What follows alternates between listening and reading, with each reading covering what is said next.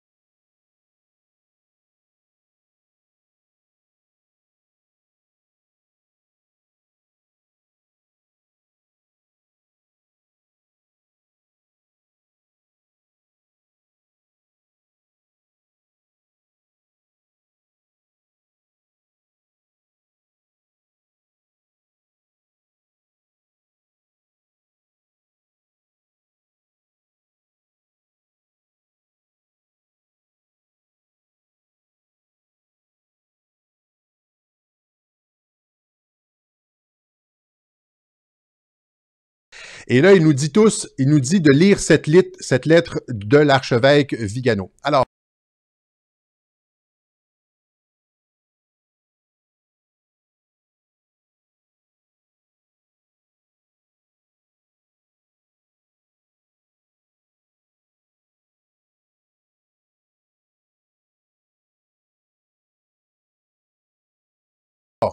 qu'en est-il?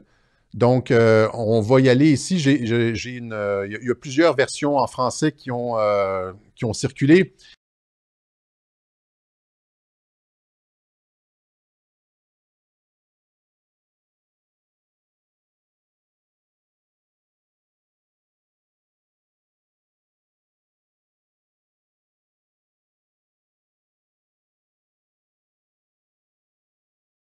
Alors, un plan global appelé Great Reset est en cours. Je vous en ai parlé dans ma dernière vidéo, n'est-ce pas?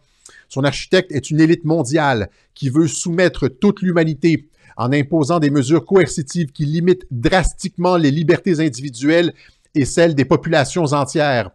Dans plusieurs pays, ce plan a déjà été approuvé et financé. Dans d'autres, il est encore à ses débuts. Derrière les dirigeants du monde qui sont les complices et les exécutants de ce projet infernal, il y a des personnes sans scrupules qui financent le Forum économique mondial et l'événement 201 en promouvant leur programme.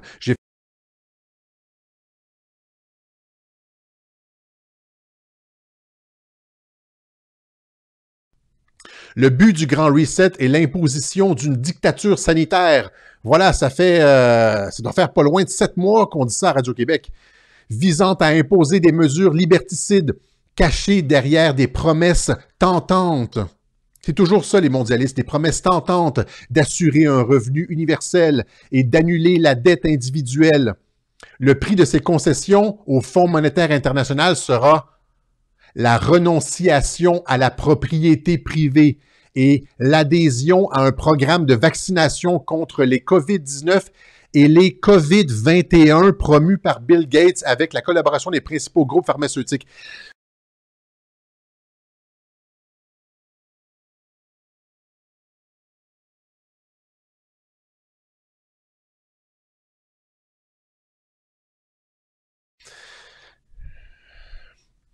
Il continue. Donc, au-delà des énormes intérêts économiques qui motivent les promoteurs du grand reset, de la grande réinitialisation, on pourrait dire, l'imposition de la vaccination s'accompagnera de l'exigence d'un passeport sanitaire. On vous en a parlé aussi à Radio-Québec. Et d'une carte d'identité numérique. Paf! On vous en a parlé aussi à Radio-Québec. Avec pour conséquence la recherche des contacts de la population du monde entier.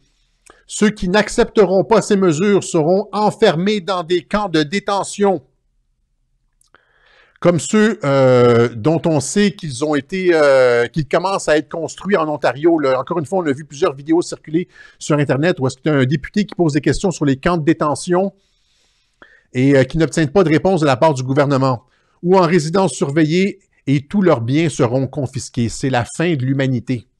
Le système total de dictature à travers la COVID.